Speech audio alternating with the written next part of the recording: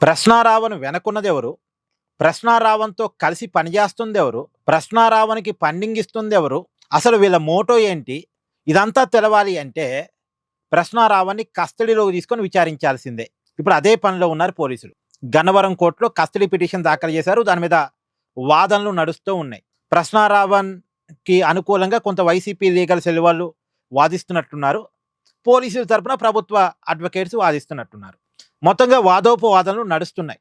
నిజానికి కోర్టు కస్టడీకి ఇచ్చే అవకాశం ఉంటుంది. సరే వీళ్ళు అడిగినన్ని రోజులు అంటే పోలీసులు అడిగినన్ని రోజులు కాకపోయినా సరే కొన్ని కండిషన్స్ మధ్య ఖచ్చితంగా కస్టడీకి ఇచ్చే అవకాశం ఉంటుంది. కస్టడీలో పోలీసు విచారణలో ఇప్పటికే పోలీసులు సేకరించిన ఆధారాల ద్వారా వచ్చినటువంటి అనుమానాల నివృత్తి జరిగే అవకాశం ఉంటుంది. ఖచ్చితంగా ఇప్పటివరకు పోలీసులకు ఉన్న అనుమానం ఏంటంటే ప్రకాష్ రాజ్తో అయితే ఖచ్చితంగా ఈ ప్రశ్నారావణ్‌కి సంబంధాలు ఉన్నాయి.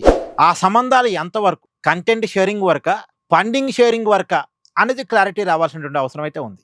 ఆల్రెడీ ఈ ప్రశ్నారావణ్ వాళ్ళ నాన్న డానియల్తో కూడా ప్రకాష్ రాజ్కి సంబంధాలు ఉన్నాయి అనేది. అంటే డానియల్ కొన్ని మీటింగ్స్కి వెళ్తాడు, అదే మీటింగ్స్కి ప్రకాష్ రాజ్ కూడా వస్తాడు. అది ఏం మీటింగ్స్, వీళ్ళ అందరి లక్ష్యం ఏంటి, ఇవన్నీ కూడా ఎంక్వైరీ చేస్తున్నారు పోలీసులు. తర్వాత ఎవరో రవి అట ఈ ప్రశ్నారావణ్ స్నేహితుడు, అతను కూడా ప్రశ్నారావణ్‌తో కలిసి అమ్మాయిలను వేధించాడు, అనేక కార్యక్రమాల్లో ప్రశ్నారావణ్‌తో కలిసి పాల్గొన్నాడు. ఈ అనుమానాలు ఉన్నాయి. ప్రస్తుతం అతను ఎక్కడో పరారీలో ఉన్నాడు, బెంగళూరులో ఉన్నాడు అనే సమాచారంతో అతని కోసం సెర్చింగ్ జరుగుతుంది. ఆ రవి అనేటువంటి వ్యక్తి కోసం సెర్చింగ్ జరుగుతుంది. అతన్ని కూడా అరెస్ట్ చేస్తారు. అంటే వీళ్ళ టీం ఏంది, ఎంతమంది, వీళ్ళ లక్ష్యం ఏంది? వీళ్ళు ఒక పార్టీని టార్గెట్ చేయటం అది వేరే విషయం, ఒక నాయకుని టార్గెట్ చేయటం వేరే విషయం. కానీ ఒక మతాన్ని టార్గెట్ చేస్తున్నారు, ఒక ధర్మాన్ని టార్గెట్ చేస్తున్నారు, దేశాన్ని టార్గెట్ చేస్తున్నారు. అంటే వీళ్ళ లక్ష్యం ఏదో బిగ్గెస్ట్గా ఉంది. నిజానికి ఇక్కడ ఒక విషయాన్ని ఆలోచించాలండి.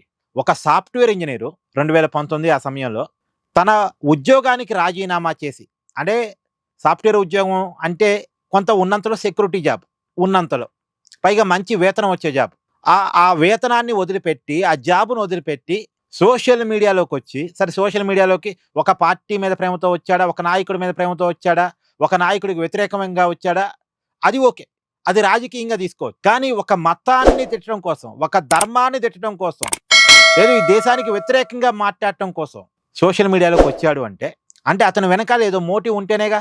పైగా అతనికి ప్రకాష్ రాజు అంతగా అండగా ఉన్నాడంటే ఇవన్నీ కూడా తేలాలి.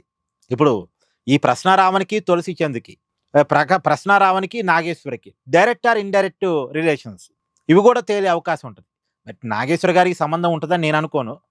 కాకపోతే వీళ్ళందరికీ ఇంటర్లింక్ వైఎస్ఆర్ కాంగ్రెస్ పార్టీ, అక్కడ బాండింగ్ కుదిరింది. అంటే ప్రశ్నారావణ్‌కి నాగేశ్వర గారికి ఏదో సంబంధం ఉంటుందని కాదు, కానీ ప్రశ్నారావణ్‌కి వైఎస్ఆర్ కాంగ్రెస్ పార్టీకి సంబంధాలు ఉంటాయి, ప్రొఫెసర్ కె నాగేశ్వరకి వైఎస్ఆర్ కాంగ్రెస్ పార్టీకి సంబంధాలు ఉంటాయి. అంటే ఒక common friend YSR Congress party వీళ్ళందరికీ లేదా కామన్ ఫండర్, కామన్ సపోర్టర్, ఏదో ఒకటి. సో ఇవన్నీ కూడా క్లారిటీ వచ్చేటువంటి అవకాశం కస్టడీ తర్వాత అయితే ఉంటుంది.